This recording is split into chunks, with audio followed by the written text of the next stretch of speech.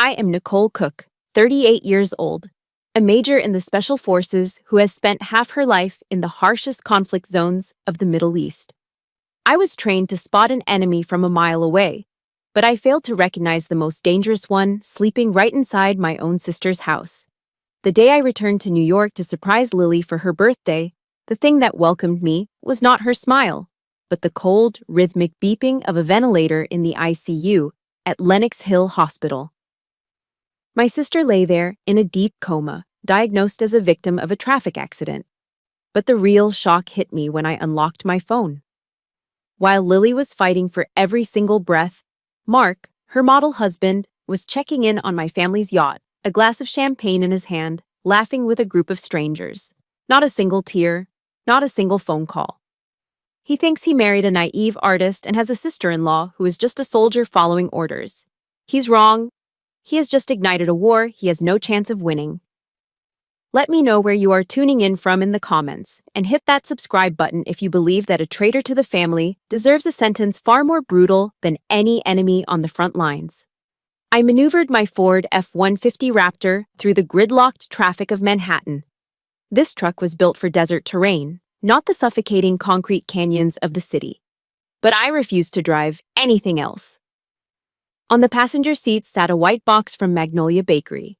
Inside was a red velvet cake, Lily's absolute favorite. I glanced at it and forced a smile, adjusting the collar of my uniform. I wanted Lily to see that her big sister was strong, tough, but still remembered the little things that made her smile. I had made a quick stop at a corner bodega to grab a bundle of sunflowers, their bright yellow petals a stark contrast to the gray city. My mind drifted back to our last FaceTime call. Lily had looked thin, her collarbones protruding sharply, and there were dark circles under her eyes that even the grainy video couldn't hide. Yet she had smiled that soft, wavering smile and said, "I'm fine, Nick. Really?" I cursed myself for believing that lie. I gripped the steering wheel until my knuckles turned white. I should have known. That smile wasn't happiness. It was makeup applied over a bruised soul. I looked at the cake box again. The frosting was probably starting to melt in the heat of the cab, a small ruinous detail that made my stomach turn. I pulled up to the townhouse on the Upper East Side. It was a $4 million fortress of limestone and brick, standing tall but completely soulless. The heavy drapes were drawn tight even though it was past noon. I marched up the steps and pressed the doorbell. Once, twice. Silence answered me. It was a heavy, leaden silence that felt wrong. I knelt down and felt under the heavy ceramic planter by the door. An old habit, a secret spare key we had kept since we were kids. My fingers brushed cold metal. I unlocked the door and pushed it open. I expected the soothing scent of lavender candles, the smell that always defined Lily's home. Instead, I was hit by a wall of stagnant air. It smelled of mildew, stale bourbon, and cold cigarette smoke, a smell Lily detested. My combat instincts flared. I stepped inside, my boots heavy on the hardwood floor. In the hallway, an easel had been knocked over. A canvas lay face down, and a tube of red paint had split open, smearing across the floor like dried blood. A General Patton quote flashed through my mind about executing a plan violently rather than waiting. I didn't call out. I moved. This wasn't a home anymore. It was a crime scene. I moved through the house, my eyes scanning for threats. The kitchen was a disaster. The sink was piled high with dishes that had fuzzy green mold growing on the edges. But it was the refrigerator that broke me. Stuck to the stainless steel door was a solitary yellow sticky note. In Lily's handwriting, shaky and small, it read, "Happy birthday to me." My chest tightened. She had been alone. I turned to the trash can in the corner of the home office. A piece of printer paper was crumpled into a tight ball sitting right on top. I pulled it out and smoothed it against the granite counter. It was a divorce petition, half-filled, abandoned, stained with what looked like a teardrop. I pulled out my phone and dialed Mark, straight to voicemail. I dialed Lily. A muffled ringing sound echoed from the living room. I followed the sound to the sofa. Her phone was wedged deep under the cushions. Why would she leave without her phone? Or was she unable to take it? Suddenly, the landline on the kitchen wall screamed, cutting through the silence. I grabbed it, my voice dropping to a command tone. Hello? Is this the residence of Lily Collins? This is Lenox Hill Hospital Emergency Department. 15 minutes later, I was sprinting through the sterile white corridors of the ICU. The rhythmic beep, beep, beep of the machines was the only sound that welcomed me. And there she was. My little sister looked so small, lost in a forest of tubes and wires, her head wrapped in thick white bandages. A nurse looked up from a chart, her eyes filled with weary pity. You must be the sister? Thank God. Finally, someone is here. The word finally hit me like a physical blow. I looked around the small room. The chair designated for family members was pushed against the wall. It was empty. There was no suit jacket draped over it, no half-drunk cup of coffee, no Mark. My sister was fighting for her life, hanging by a thread.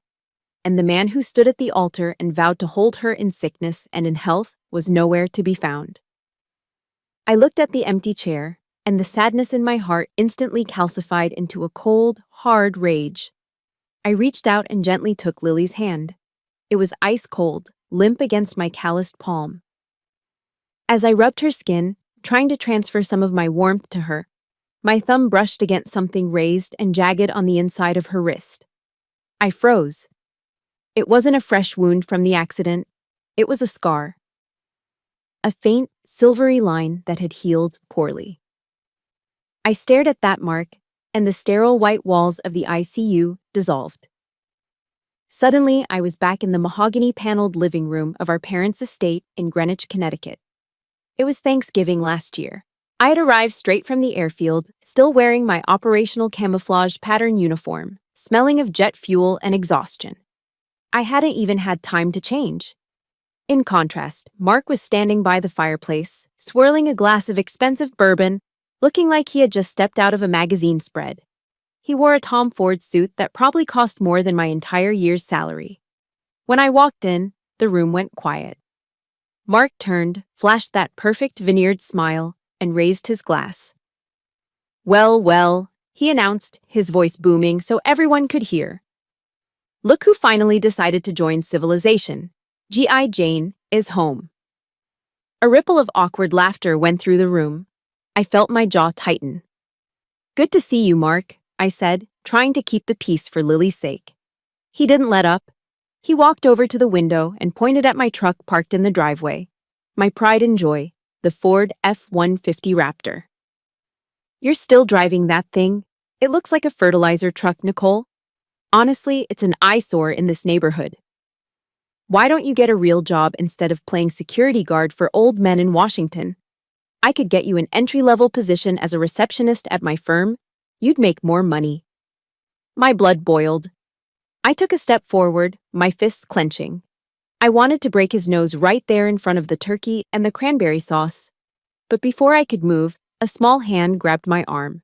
It was Lily. She looked terrified. She pulled me toward the back garden, her eyes wide and pleading. Please, Nick, she whispered, her voice trembling. Mark is just joking. That's just his sense of humor. He's under a lot of pressure right now with the venture capital fund. I looked at my little sister. She wasn't defending me, she was managing him. Pressure gives him the right to be a prick? I asked. Lily looked down at her shoes. He says I don't understand money. He says I'm bad with finances, so I signed over control of Grandpa's trust fund to him. He's investing it for our future. He's really smart, Nick. I stood there in the cold autumn air, stunned. Our grandfather's trust fund was substantial. It was supposed to be her safety net. You did what? He loves me, she said. But she sounded like she was trying to convince herself. That was the moment I should have screamed. That was the moment I should have dragged her out of that marriage. But I didn't. I stayed silent because I didn't want to ruin the holiday. I didn't realize then that it wasn't love. It was a hostile takeover. Mark had isolated Lily, stripping away her financial independence piece by piece until she was just a doll he could keep on a shelf. And it got worse. Later that evening, I overheard Mark talking to our parents in the library. I'm worried about Nicole, Mark said, his voice dripping with fake concern. Women who spend that much time in combat zones, they come back wrong. Unstable. You know the stats on PTSD? Honestly, I don't think she should be managing her own inheritance when the time comes. For her own safety, maybe I should help oversee her share too. I listened from the hallway, feeling bile rise in my throat. He wasn't just insulting me, he was strategically dismantling my credibility. He was planting seeds of doubt in my parents' minds, painting me as the crazy war veteran so that if I ever tried to expose him, no one would believe me. He was terrified of me. He knew I was the only one who could see through his shiny exterior to the predator underneath. Back in the hospital room, the rhythmic beeping of the heart monitor pulled me back to the present. I looked at Lily's bruised face, at the tubes keeping her alive. I should have seen it, I whispered, a tear escaping and tracking through the dust on my cheek. I should have swallowed my pride and dragged you out of that house. But I hadn't. I had chosen to go back to the Middle East because dodging bullets in the desert was easier than dealing with the sneering contempt of my brother-in-law and the passivity of my family. I had run away. And because I ran, my sister was lying here, broken. The guilt hit me harder than any shrapnel ever could. But as I wiped the tear from my face, the guilt hardened into something else, something useful. Mark thought he had neutralized me. He thought G.I. Jane was too stupid to understand his game. He thought he could steal my sister's money, break her spirit, and then leave her for dead while he partied on a yacht. I want to ask you guys something real quick. Have you ever known someone like Mark? Someone who isolates their partner from family and controls all the money while pretending to be the perfect spouse? If you have, hit that like button and type yes in the comments. Let me know I'm not the only one seeing this red flag. I stood up, the chair scraping loudly against the floor. I wasn't crying anymore. The sadness was gone, replaced by the cold, calculating focus of a soldier entering a kill box. He wanted a war? He was about to get one. But first, I needed to know exactly where he was. I picked up my phone. It was time to go hunting. My phone vibrated violently against the hard plastic of the hospital chair, the sound echoing like a drill in the quiet ICU room. I ignored it at first, my eyes fixed on the slow rise and fall of Lily's chest. It buzzed again. And again. A persistent, demanding rhythm that refused to be sidelined. I picked it up, expecting a call from our parents, or maybe, just maybe, Mark finally returning my 100th call. But the screen was dark. It was a notification. I rarely used social media. In my line of work, digital footprints were a liability. I kept a ghost account on Instagram solely to keep an eye on Lily, who loved posting her paintings and her perfect life in the city. But this notification wasn't from Lily. It was a suggested post, the algorithm doing its terrifyingly accurate job. Mark Collins was just tagged in a post by Candy Baby 99. Candy Baby 99. The handle alone made my stomach turn. A soldier's intuition is a real thing. It's a prickle on the back of your neck before an IED goes off. I felt that prickle now. My finger hovered over the screen for a second, trembling slightly, before I tapped the notification. The screen flared to life, the brightness blinding in the dim hospital room. The image that loaded was high definition, saturated with color and sunlight. It assaulted my eyes. The geotag read, Montauk, the Hamptons. The timestamp, 2 hours ago. While I had been tearing down the I-95 corridor, breaking every speed limit to get to my dying sister, Mark was at the beach. I zoomed in on the photo. Mark was standing on the deck of a boat. Not just any boat, but the Sea Witch, my father's 40-foot yacht. He was wearing a pair of Vilebrequin swim trunks that cost more than most people's rent. In one hand, he held a bottle of Dom Perignon. The cork already popped, foam spilling over his manicured fingers. He was laughing, his head thrown back, exposing that gummy upper lip I had always found repulsive. But he wasn't alone. Pressed against his side was a girl who couldn't have been older than 22. She was tan, blonde, and wearing a neon pink bikini that barely covered anything. She was kissing Mark's cheek, her hand resting possessively on his chest. I felt a wave of nausea, but I forced myself to look closer. My training kicked in. Analyze the target. Look for details. My eyes moved from the girl's face to her neck. My breath hitched in my throat. I dropped the phone onto the cushion beside me as if it were a live coal. Around the girl's neck was a single strand of pearls. But they weren't just costume jewelry. They were creamy, luminous, perfectly round Akoya pearls, with a distinctive diamond-encrusted clasp shaped like a rose. They were Mikimoto pearls. My mother had given those pearls to Lily on her wedding day. They were a family heirloom, passed down 3 generations. Lily never took them off. She called them her lucky charm. I looked at Lily's neck on the hospital bed. It was bare. Mark hadn't just cheated. He had looted my sister's body. He had taken her most precious possession, a symbol of our family's love and history, and draped it around the neck of some random party girl in the Hamptons. I picked the phone up again, my grip crushing the case. I read the caption below the photo. Freedom, finally. New life. No more chains. No more chains. That was what he called her. My sweet, artistic, loving sister was a chain holding him back from his life of debauchery. He wasn't just absent, he was celebrating. He was popping champagne to toast her impending death. He believed she wasn't coming back, and he was already spending her inheritance and erasing her existence. The blood in my veins turned into liquid fire. It was the same adrenaline surge I felt during an ambush in Kabul, the moment fear evaporates and is replaced by pure, crystallized aggression. I hit the call button on Mark's contact. It rang, once, twice. Then, the ringing stopped abruptly. He didn't let it go to voicemail. He hit the decline button. He had the phone in his hand. He saw Nicole on the screen. He knew his wife was in the ICU. And he pressed decline so he wouldn't interrupt his party. I stared at the phone, my vision blurring not with tears, but with red-hot rage. This wasn't human behavior. This was predatory. This was evil. You think you're free, Mark? I whispered to the empty room. You have no idea what kind of cage you just stepped into. I stood up and walked to the small sink in the corner of the room. I splashed cold water on my face, washing away the dust of the drive and the salt of my tears. When I looked up at the mirror, the worried sister was gone.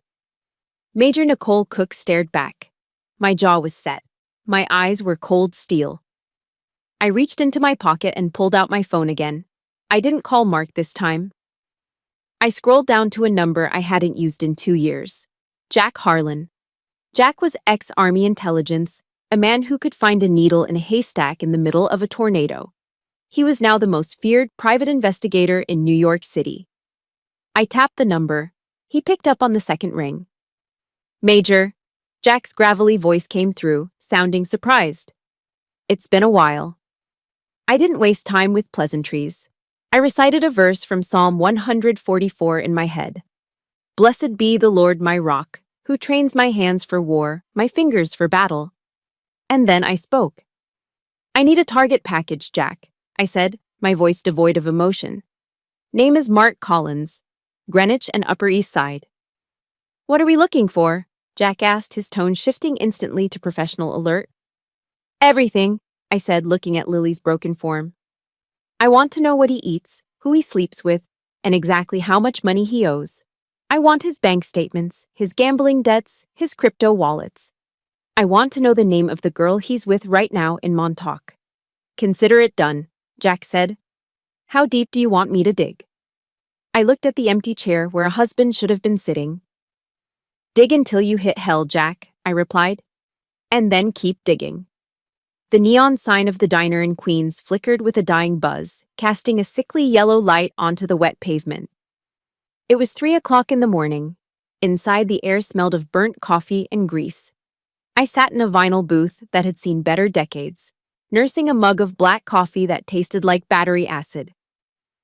Jack Harlan slid into the seat opposite me. He didn't say hello. He just dropped a thick manila folder onto the sticky table with a heavy thud. You are not going to like this, Major, Jack said, signaling the waitress for coffee. In fact, you're going to want to kill him. I opened the folder. The first page was a summary of Mark's financials. I scanned the numbers, and my blood ran cold. Mark Collins wasn't a venture capital genius. He was a degenerate gambler masquerading as a Wall Street shark. The high-yield funds he bragged about were nothing but a Ponzi scheme he was running to cover his own losses. He had torched $5 million in the last 18 months. He had bet against the market, poured money into obscure cryptocurrencies that went to zero, and lost a fortune betting on college football and the NFL. "It gets worse," Jack said, pointing to a document near the back. "Look at the signature." I pulled out a legal document. It was a general power of attorney. It gave Mark full control over Lily's assets, health decisions, and real estate. The date was from 6 months ago, right around the time Lily had a severe flu. "He either forged it or tricked her into signing it when she was medicated," Jack explained. "He used this to mortgage the townhouse to the hilt. He drained her savings. He even liquidated the retirement fund your parents set up for her. On paper, Nicole, your sister is homeless and bankrupt. He spent it all." I closed the folder. My hands were trembling, not from fear, but from the effort it took not to flip the table. "He stole everything." "Everything," Jack confirmed. "And he's currently trying to secure a hard money loan using your parents' estate as collateral, claiming he has influence over them." I threw a $100 bill on the table. "Keep digging, Jack. I need to go to Greenwich." The sun was just beginning to bleed into the sky when I pulled up the long gravel driveway of my parents' estate in Greenwich, Connecticut. This place was the definition of old money: quiet, understated, and terrifyingly powerful. I found my parents in the library. My father, a retired colonel, was sitting in his leather armchair, while my mother, the steel matriarch of Connecticut society, was pacing by the window. I laid it all out. The photos from the Hamptons, the gambling debts, the power of attorney, the fact that Lily was currently lying in a coma while her husband spent her last dime on champagne and women. My mother gasped, her hand flying to her mouth as she sank onto the sofa. But my father didn't say a word. He stood up slowly, walked over to the locked cabinet in the corner, and pulled out his Remington shotgun. He cracked the barrel open to check the load. "I'm going to kill him," my father said. His voice wasn't loud, it was a matter-of-fact statement. "I'm going to drive to New York and put a hole in his chest." I stepped in front of him, placing a hand on the cold steel of the barrel. "No, Dad. He hurt my daughter, Nicole. He destroyed her. And if you shoot him, you go to prison and he becomes a victim," I said, my voice steady. "Bullets are too quick for a man like Mark. He worships money. He worships status. If we want to hurt him, we don't use lead. We use gold." My father hesitated, then lowered the gun. "What do you have in mind?" I looked at them both. "We execute an economic siege. We don't call the police yet. That takes too long. Instead, we use the family holding company. We buy up his debt." I laid out the strategy. Mark's debts were toxic. The banks and loan sharks were desperate to get rid of them. My family had the liquidity to buy those notes for pennies on the dollar. "Once we own his debt, we become his primary creditor," I explained, my eyes narrowing. "We can call in the loans immediately. We foreclose on the townhouse. We repossess the Porsche. We seize the yacht he is currently partying on. We strip him naked before we even hand him over to the DA. We turn him into a pauper." A shift occurred in the room. The grief evaporated, replaced by the ruthless efficiency that had kept my family wealthy for generations. My father nodded, a grim smile touching his lips. "I'll call the lawyers. We'll own him by noon." I turned to leave. I had to get back to the hospital. But as I reached the door, my mother called out, "Nicole." I turned. My mother, who had always criticized my combat boots and my lack of a husband, who had called me rough and unladylike, walked over to me. Her eyes were red, but her chin was high. She reached for my hand. She slid a ring off her own finger, a heavy vintage diamond ring that had belonged to her grandmother. She pressed it into my palm and closed my fingers over it. "I used to think you made a mistake joining the army," she whispered, her voice fierce. "I thought I had lost you to a world I didn't understand. But today I thank God that you are a soldier." She gripped my hand tight. "You go back there, Nicole. You go back there and you tear him apart. Do it for your sister. Do it for the honor of this house. I looked at the ring, then at my mother. For the first time in 38 years, I didn't feel like the black sheep. I felt like the protector. I will, Mom, I said. I'm going to war. I walked out to my truck. The morning air was crisp. I had the intel. I had the funding. And now, I had the mandate. Mark Collins had no idea that the sun was rising on his last day of freedom. It was day 4 in the intensive care unit. The air was recycled and cold, smelling of antiseptic and despair. I hadn't slept in 36 hours. I was fueled by black hospital coffee and the weight of the diamond ring my mother had pressed into my hand, a tangible reminder that the cavalry had arrived, even if they weren't in the room.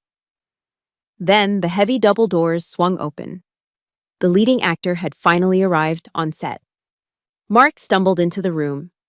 If I didn't know better, I would have felt sorry for him. His hair was a bird's nest of tangles. His usually crisp dress shirt was untucked, hanging loosely over wrinkled trousers. His eyes were red-rimmed and puffy. It was a perfect costume for the role of the devastated husband. "Oh God, Lily!" he wailed, rushing toward the bed, his voice cracking theatrically. "My sweet girl! Why? Why did this happen?" I stood in the corner, arms crossed, watching him with the detached focus of a sniper tracking a target. I saw what others missed. I saw the way he checked his reflection in the glass partition before rushing in. I saw the venti Starbucks cup clutched in his hand. That cup made my blood boil. He had walked past a dozen nurses, walked past me, the woman who had been keeping vigil for 4 days straight, and he hadn't brought a water, a coffee, or a donut for anyone but himself. Even in his grief, Mark Collins only thought about his own thirst. He lunged forward to grab Lily's hand, the same hand I had been holding for hours. I moved. I intercepted him before he reached the bedside, stepping between him and my sister like a physical shield. I grabbed his wrist. My grip was iron. "Don't touch her," I said, my voice low and vibrating with menace. "Do not touch her with those filthy hands." Mark froze. The weeping husband mask slipped for a split second, revealing the sneering narcissist underneath. He yanked his arm away and straightened up, looking me up and down with that familiar look of disdain. "What the hell are you doing here, G.I. Jane?" he spat, his voice dropping so the nurse's station wouldn't hear. "Don't you have a mission somewhere? Shouldn't you be killing people in a desert instead of harassing me?" I leaned in. The smell hit me instantly. Beneath the aggressive scent of wintergreen breath mints, I could smell it. The sour, stale stench of expensive gin and the cloying floral note of a woman's perfume. Bond number 9. Not Lily's brand. "You reek, Mark," I said. "You smell like booze and cheap decisions." He didn't flinch. He adjusted his collar, regaining his arrogance. "I was working, Nicole. I was out of town trying to close a deal to pay for her medical bills." He gestured to Lily. "While you stand here playing soldier, I'm the one paying for the electricity keeping her alive." The audacity was breathtaking. He was paying with her money. I stepped closer, invading his personal space. I wanted him to feel the threat. I saw the pictures, Mark. Montauk, the boat, the champagne, and the girl wearing my mother's pearls. For a heartbeat, fear flickered in his eyes. His Adam's apple bobbed. I had him. I was ready to drag him out into the hallway and expose him to the world. But I underestimated him. Mark wasn't just a thief. He was a predator who knew how to use his prey's weaknesses against them. He suddenly stumbled back, throwing his hands up in a defensive posture. He turned his head toward the nurse's station and raised his voice, pitching it perfectly to sound terrified. "Nurse! Nurse! Please help!" A heavy-set nurse hurried over, looking alarmed. "What is going on here? You need to keep it down." Mark pointed a shaking finger at me. I'm so sorry. It's my sister-in-law. She has severe PTSD from her time in the service." He looked at the nurse with pleading, tear-filled eyes. "She's paranoid. She's hallucinating things about me. She gets aggressive and confusing. I'm afraid she's going to hurt my wife during one of her episodes. Please, I just want to be with Lily." My jaw dropped. I stood there, stunned. He had taken my service, my sacrifice, and the very real scars I carried, and he had weaponized them. He had turned me into the crazy veteran stereotype in under 10 seconds. The nurse's demeanor changed instantly. The sympathy she had shown me for days evaporated, replaced by caution and fear. She looked at my uniform, then at the grieving husband. "Major," the nurse said, her voice firm and authoritative. "I think it would be best if you stepped outside for a while. Let Mr. Collins have some time with his wife. You seem agitated." "He's lying," I said, my voice trembling with suppressed rage. "He was in the Hamptons with a mistress 2 hours ago." "She's delusional," Mark whispered to the nurse, shaking his head sadly. "See? She thinks I'm partying while my wife is dying. It's the trauma talking." The nurse stepped between us, shielding Mark. "Major, please, don't make me call security. Step outside, now." I looked at Mark. He was hiding behind the nurse's shoulder, and there it was, a tiny, imperceptible smirk playing on his lips. He had won. He had used the system, the social norms, and my own history to cast me out. My hand drifted to my side. For a split second, the urge to end him was so strong my vision blurred red. I could break him. I could end this charade right now. But if I did, I would prove him right. I would be the violent, unstable soldier he painted me to be, and Lily would be left alone with a monster. I took a deep breath, forcing the adrenaline down. I swallowed the bile in my throat. "Fine," I said, smoothing my jacket. I looked past the nurse, locking eyes with Mark. "You're a great actor, Mark," I said, my voice ice cold. "But you forgot one thing. The play isn't over yet, and the final act? It's going to be a tragedy for you." I turned on my heel and walked out. I left him there, holding the hand of the woman he was trying to kill. But as the doors swung shut behind me, I wasn't defeated. I was liberated. Because now I knew exactly what kind of enemy I was fighting. And the rules of engagement had just changed. The hospital at 2 a.m. is a different world. The chaotic hum of the day fades into a heavy, suffocating silence, broken only by the squeak of rubber shoes on linoleum and the distant hum of ventilation systems. I was sitting in the waiting area, staring at a vending machine without really seeing it, when Dr. David signaled to me. David had been our family physician for 20 years. He treated my scraped knees when I was a kid and monitored my father's blood pressure. But tonight, he didn't look like a family friend. He looked terrified. "Nicole," he whispered, glancing up and down the hallway. "Come with me, now." He led me into the on-call room and locked the door behind us. The click of the lock echoed loudly in the small space. He didn't offer me a seat. He just walked to a desk and pulled out a printout of a lab report. "I shouldn't be showing you this," David said, his voice tight. "Technically, Mark is her next of kin. But I can't sleep with what I found." He handed me the paper. It was a chaotic mess of medical abbreviations and numbers. I ran a retrospective analysis on the blood sample the paramedics drew the moment they brought Lily in. David explained, tapping a specific line with a shaking finger. "Look at her glucose levels at the time of admission." I squinted at the number. 30 milligrams per deciliter. 30, David repeated grimly. "Nicole, a normal person is around 100. At 30, the brain shuts down. You suffer confusion, seizures, and loss of consciousness. Lily didn't fall asleep at the wheel. She went into severe hypoglycemic shock." I frowned, confusion warring with the dread rising in my gut. "But that makes no sense. Nobody in our family is diabetic. Lily has never taken insulin in her life." David looked me dead in the eye. "Exactly. That is why I ran a C-peptide test.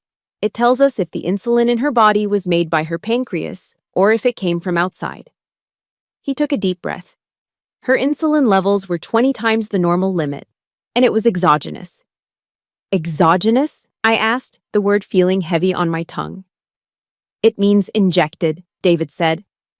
"Someone injected her with a massive dose of insulin. It drops blood sugar instantly. It mimics a stroke or a fainting spell. And the terrifying part? It metabolizes out of the system in hours. If I hadn't tested that specific sample from the crash site, we would never have found it. It would have looked like a tragic accident. The room seemed to spin. I grabbed the edge of the desk to steady myself. This wasn't an accident, I whispered, the realization hitting me like a physical blow. This was an assassination. Suddenly, the pieces of the puzzle slammed together with a sickening clarity.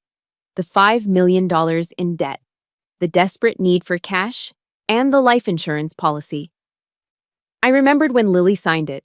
It was a standard $2 million policy, something my father insisted on for tax purposes. Mark was the sole beneficiary. The timeline played out in my head like a horror movie. Mark knew he was drowning in debt. He knew he was about to lose everything. So, he concocted a plan.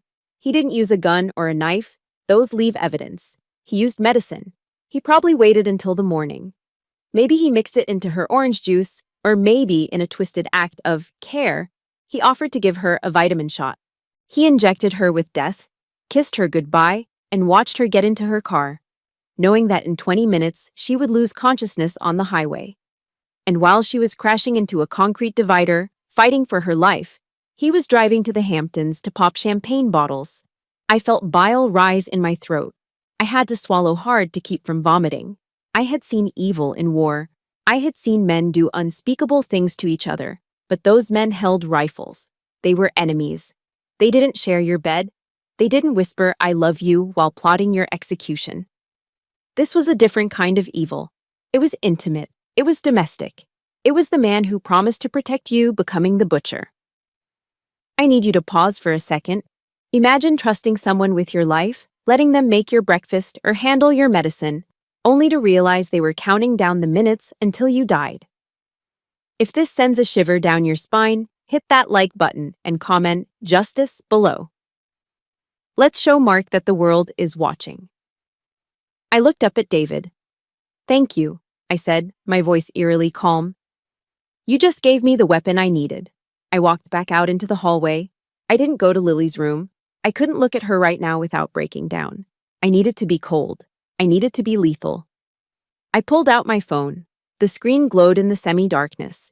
I opened my encrypted messaging app and found the thread with Jack Harlan. My fingers flew across the keyboard. Target package update. Disregard fraud investigation. I typed the next words slowly, savoring the weight of them. Classification: attempted murder. He used insulin.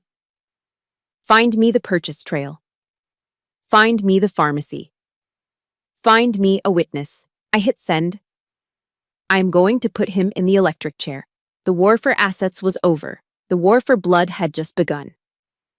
Mark thought he had committed the perfect crime because he used an invisible weapon.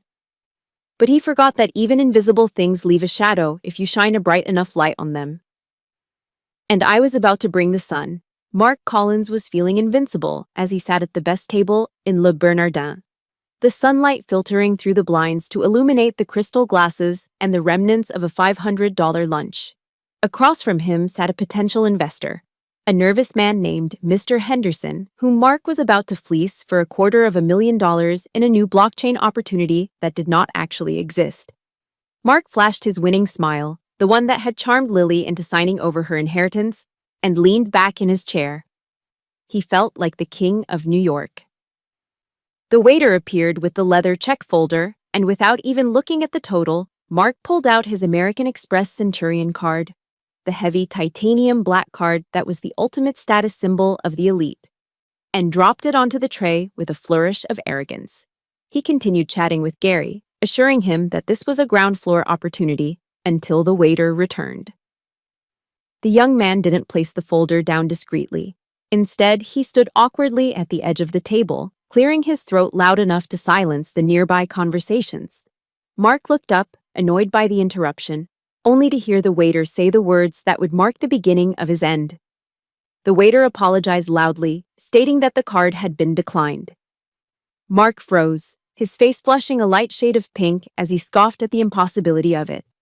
He ordered the man to run it again, claiming the machine must be broken, but the waiter remained impassive. He informed Mark that they had run it 3 times and the code was 05. Desperate to save face in front of his Mark laughed nervously and pulled out his platinum Visa, then his backup MasterCard. 1 minute later, the manager arrived at the table, his tone icy and final. He informed Mark that all the cards had come back declined, with a bank message stating the account was frozen by a creditor order. He demanded cash or threatened to call the authorities. Gary, the investor, didn't wait to hear the rest. He stood up, capped his pen, and walked out of the restaurant, leaving Mark sitting alone in the center of the dining room, humiliated and forced to scrape together $300 in loose cash from his wallet just to avoid being arrested over a halibut fillet.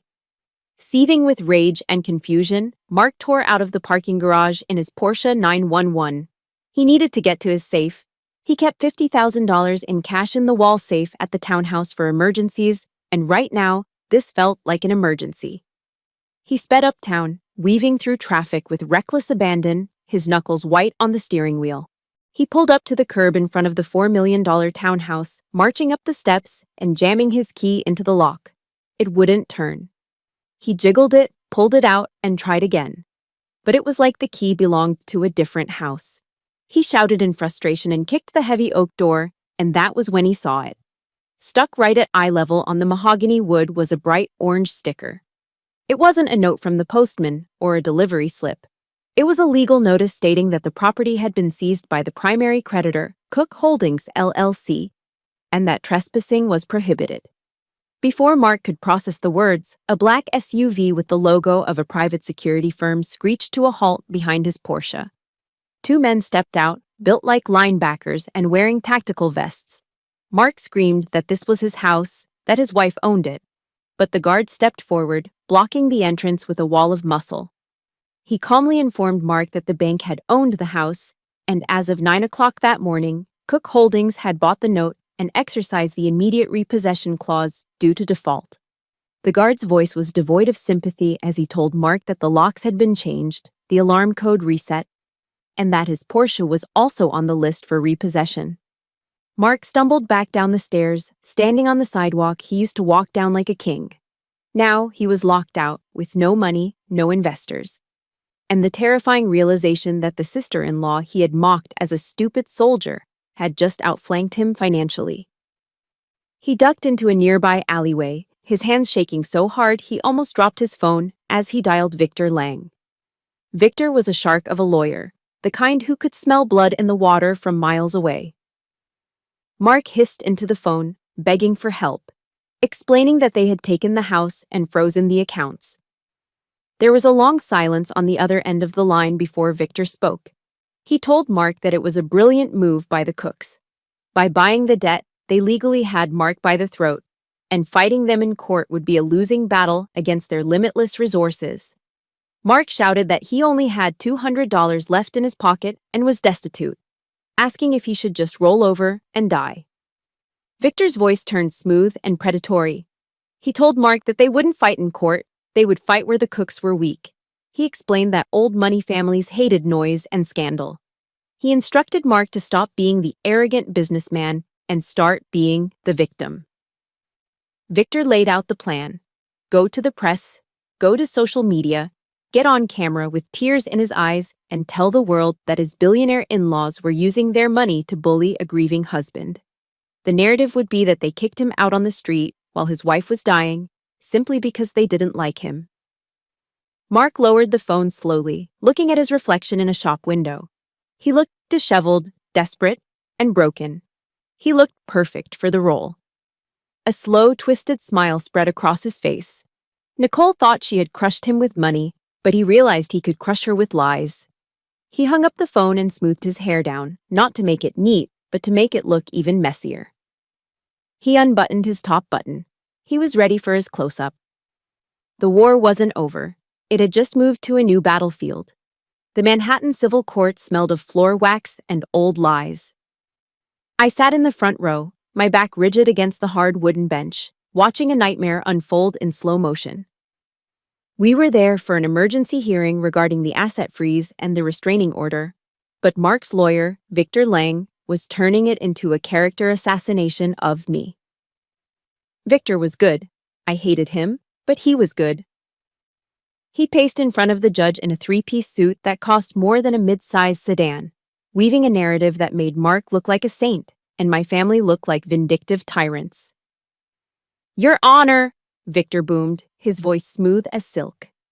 This is a clear case of a wealthy, powerful family bullying a grieving husband. My client, Mr. Collins, has been locked out of his own home and stripped of his dignity while his wife lies in a coma. And based on what evidence?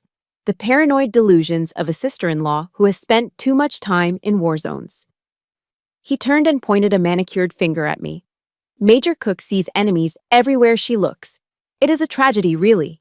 She accuses my client of injecting his wife with insulin, yet she has produced zero physical evidence. No syringe, no witnesses, no video. Just a conspiracy theory concocted to steal Mr. Collins's rightful assets. The judge, a gray-haired man with heavy spectacles, was nodding. He looked at me with pity, not belief. I gripped the edge of the bench until my knuckles turned white. Mark was sitting at the defense table, his head bowed in mock sorrow. But as Victor spoke, Mark turned slightly and caught my eye. He winked. A tiny, imperceptible smirk played on his lips. He knew he was winning. Unless the plaintiff has something substantial, the judge said, looking at our family lawyer, I am inclined to lift the freezing order and dismiss the... Bang! The heavy double doors at the back of the courtroom swung open, hitting the wall with a thunderous crash that silenced the room. Every head turned. The silence that followed was thick enough to choke on. A nurse in blue scrubs pushed a wheelchair into the center aisle. Sitting in it was Lily.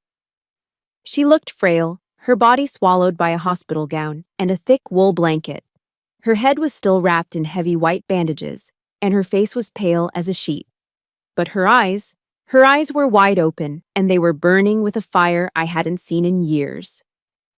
Mark stood up so fast his chair toppled over backward.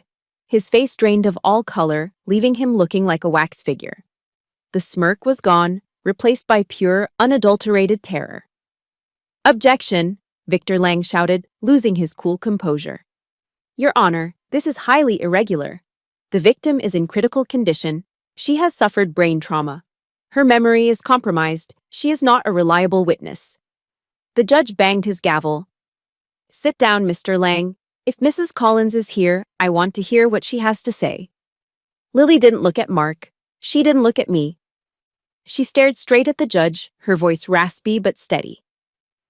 I don't remember the crash, Your Honor, Lily said, her voice echoing in the silent room. I don't remember driving off the road. But I remember what my husband did the months before. And even if my memory is foggy, my computer remembers everything. Our lawyer, a sharp woman named Sarah, stepped forward holding an iPad. Your Honor, 3 months ago, Mrs. Collins suspected her husband of infidelity. She installed a keylogger software on their shared laptop at home. It records every keystroke, every password, and every search query, syncing it directly to her personal iCloud account. Sarah connected the iPad to the large monitor on the courtroom wall. This is the search history from Mark Collins's user profile on the night before the accident, between 10 o'clock at night and midnight. The screen flickered to life. The text was large, black, and damning. A collective gasp swept through the courtroom. I felt the air leave my lungs. 10:05 p.m. Lethal dose of insulin for 110-pound female. 10:15 p.m. How to inject insulin without leaving a mark. 10:30 p.m. How long does synthetic insulin stay in bloodstream? 11:00 p.m. Life insurance payout timeline for accidental car death. The list went on. It wasn't just a search history, it was a blueprint for murder. It showed the cold, calculated planning of a man who sat on the couch next to his wife, typing into a search bar how to kill her while she probably slept in the next room. For a moment, the only sound in the room was the hum of the projector. The evidence hung in the air, undeniable and horrifying. Mark stood there, his mouth opening and closing like a fish out of water. The grieving husband mask had been ripped off, revealing the monster underneath. Victor Lang slumped into his chair. He closed his briefcase. He knew it was over. There was no spinning this. There was no PTSD defense for a Google search history that detailed a homicide plot. That is not what it looks like, Mark suddenly shouted, his voice shrill and desperate. He pointed at the screen, sweat pouring down his forehead. I was researching for a medical investment. I was looking into biotech stocks. It was due diligence. It was the stupidest, most pathetic lie I'd ever heard. The judge looked at Mark over the rim of his glasses. The look of disgust on his face was absolute. He didn't even bother to respond to the outburst. He turned to the bailiff standing by the wall. "Officer," the judge said, his voice cold as ice, "please secure the defendant. I am holding him in contempt, and I recommend the district attorney take a very close look at this new evidence immediately." Two officers moved toward Mark.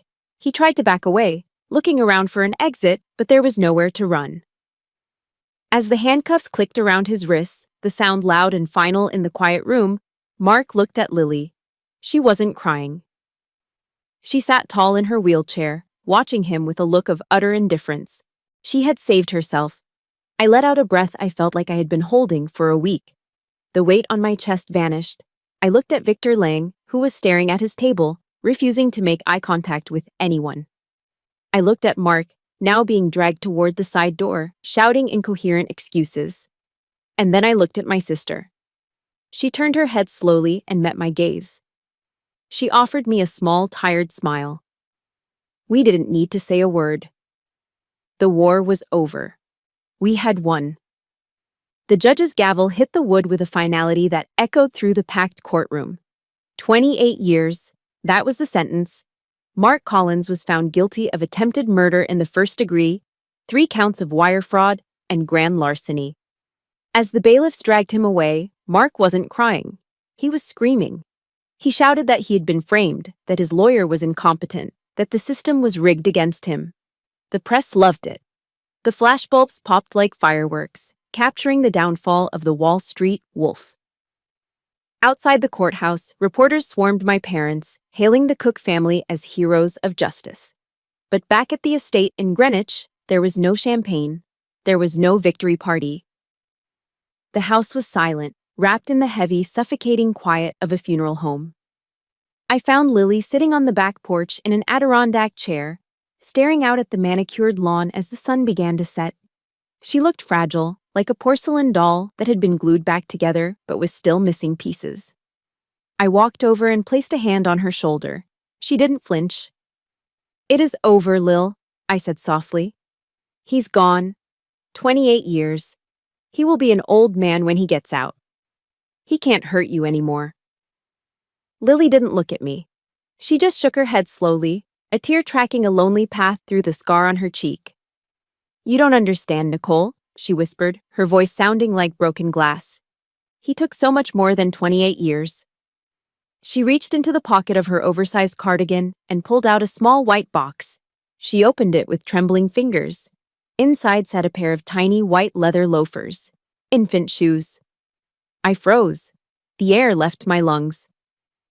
"I was going to tell him that night," Lily choked out, the sob finally breaking through her throat. "I was 12 weeks along, Nick. I had just passed the first trimester. We were going to have a baby." My knees gave out, and I sank onto the wooden floorboards beside her chair. The world tilted on its axis. "The doctor said..." Lily gasped for air, her hand clutching her stomach. "The doctor said the hypoglycemic shock caused my body to shut down."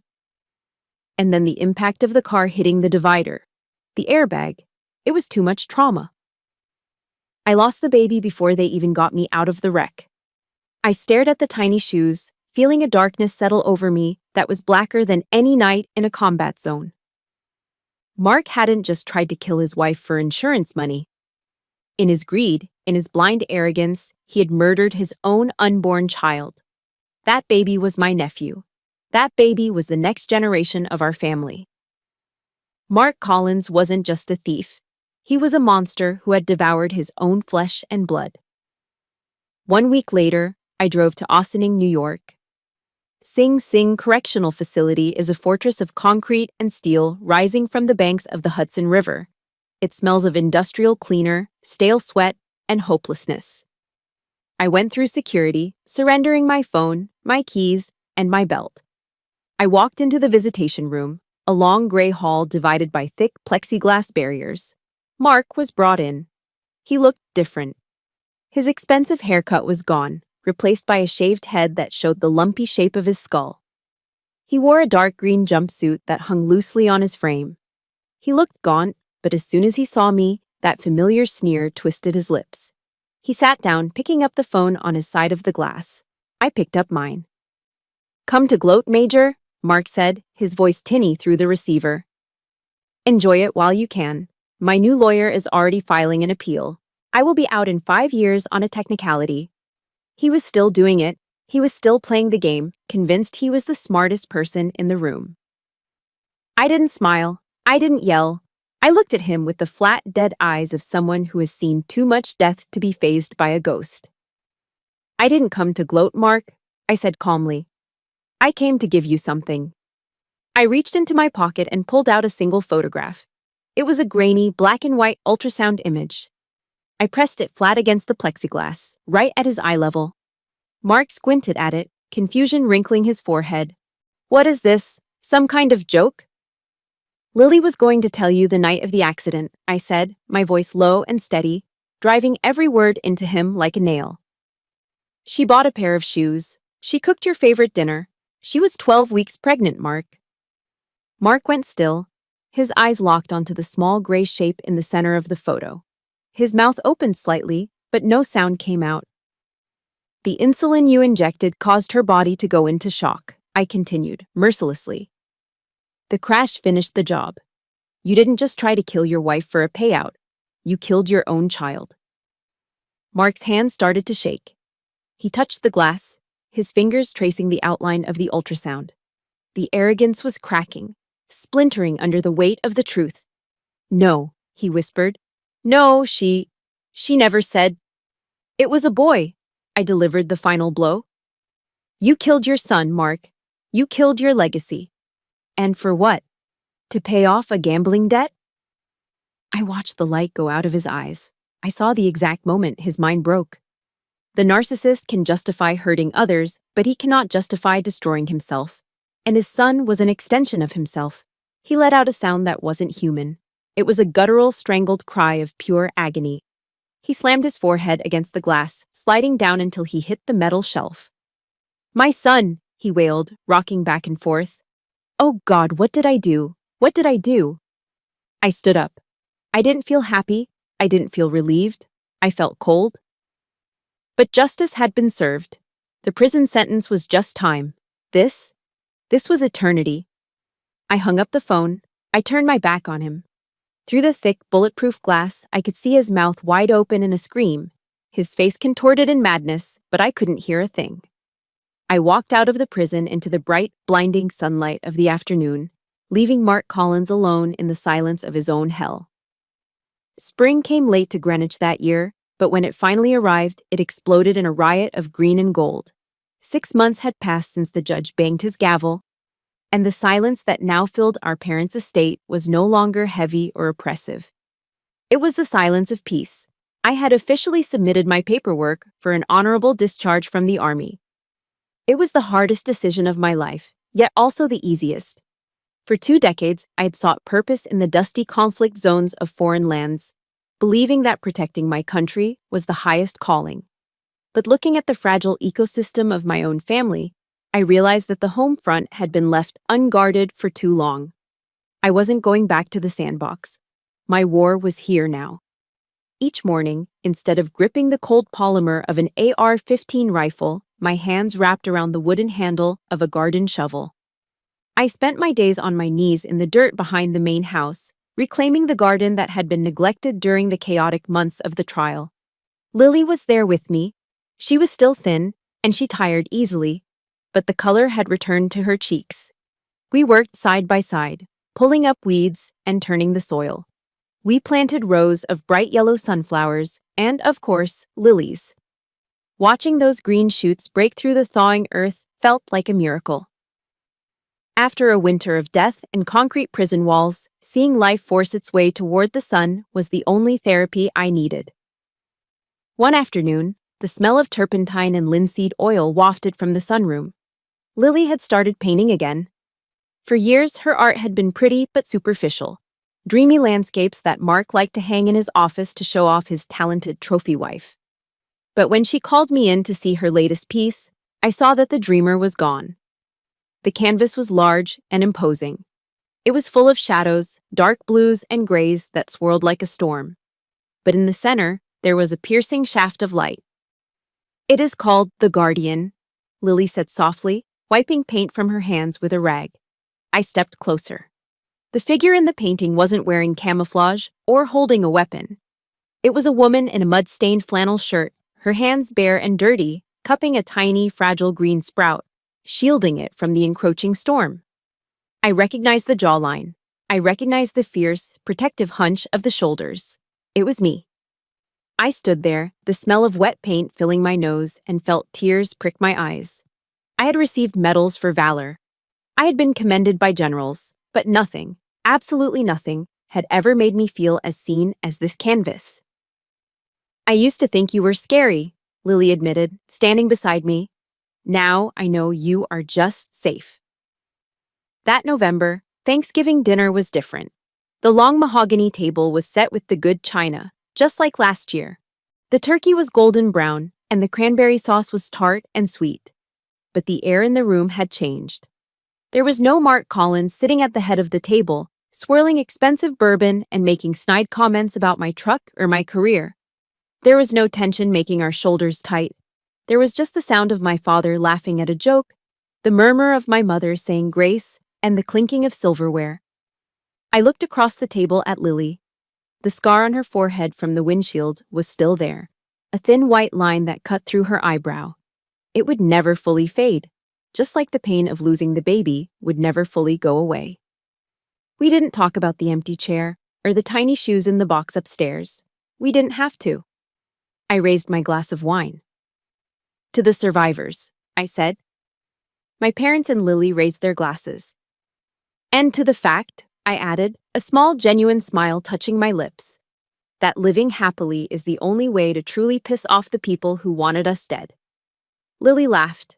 It was a real laugh, deep and throaty, not the polite, fearful giggle she used to have. It was the sound of victory. "My name is Nicole Cook. I used to think the battlefield was the only place I belonged. I thought strength was measured in caliber and confirmed kills. But I was wrong. The hardest war you will ever fight is the one to protect the people you love from the cruelty of the human heart." Mark is currently rotting in a 6x8 cell in Sing Sing, staring at cinder blocks and eating processed food, consumed by his own sins. But me? I am busy. I have a garden to tend. I have a sister to help heal. I have a life to build. If you are listening to this story and you feel alone in your own private war, if you feel like the enemy is sleeping in the next room or sitting at your dinner table, I want you to remember this. You are stronger than you think. You are more resilient than they can ever imagine. And sometimes the bravest thing you can do isn't to fire a gun. It is to plant a flower in the scorched earth, stand back, and watch it grow. Before I sign off, I want to leave you with one final briefing. This mission wasn't just about revenge. It was about waking up. Mark didn't destroy Lily overnight. He did it slowly, by isolating her and taking control of her finances under the guise of love. Please remember this. True love never requires you to surrender your independence or your voice. Protecting your assets and maintaining your own safety net isn't an act of distrust. It is an act of self-preservation. If your gut tells you something is wrong in a relationship, listen to it. That instinct is your first line of defense. Never apologize for keeping your guard up. Now, I want to hear from my squad out there. Have you ever had to fight a battle for a loved one against someone they trusted? Or maybe you saw the red flags when everyone else was blind to them? Share your story in the comments below. I read every single one, and your experience might just save someone else who is reading it. If you believe that justice is worth fighting for, do me a huge favor. Hit that like button and smash subscribe to join our community. We are building a platoon of survivors here, and I want you on the front lines for the next story. Stay safe out there. Dismissed.